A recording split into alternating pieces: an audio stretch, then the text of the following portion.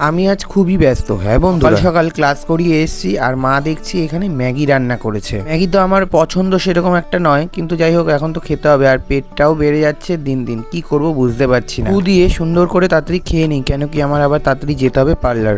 তাড়াতাড়ি চলে আসলাম কাজে, আর এসে আমি তাড়াতাড়ি সব কাজবাজ কমপ্লিট করে নিয়েছি। দেখো সব গোছানো আমার কমপ্লিট, আর এদিকে জলের বোতলও ভরা কমপ্লিট। এত গরম পড়েছে কি বলবো, পুরো একদম হাঁপিয়ে যাচ্ছি। তো যাই হোক চটপট একটু শুয়ে পড়লাম। একটু রেস্ট নিতে না নিতে একটা কাস্টমার আসলো, তার চুল কাটাকাটি করছি। দুপুরবেলায় বাড়িতে আসি 1 ঘন্টার জন্য খাওয়া দাওয়া করতে। তো চলো আজকের দুপুরের মেনুতে আছে ভাত, আর এদিকে পটল ভাপা আছে। এটা সুন্দর করে খেয়ে নিলাম, আর টেস্ট নিয়ে তো কোনো কথাই হবে না, অসাধারণ। আমার পছন্দের একটি খাবার পনিরের তরকারি করেছে, স্যাট করে মুখে ঢুকিয়ে দিলাম। ব্যাপারটা একদম সেই হয়ে গেল। খাওয়া দাওয়ার পরে একটু যদি আম না হয় তাহলে একদম জমেই না। এই গরমের সময় একটু আম খেতেই হবে। এই আম কিন্তু কেনা নয়, এটা আমাদের গাছ পাকা আম। খাওয়া দাওয়া করে আবারও পার্লারে চলে আসলাম, আর 1 ঘন্টার জন্যই বাড়িতে যাই পার্লার থেকে খাওয়া দাওয়ার জন্যে।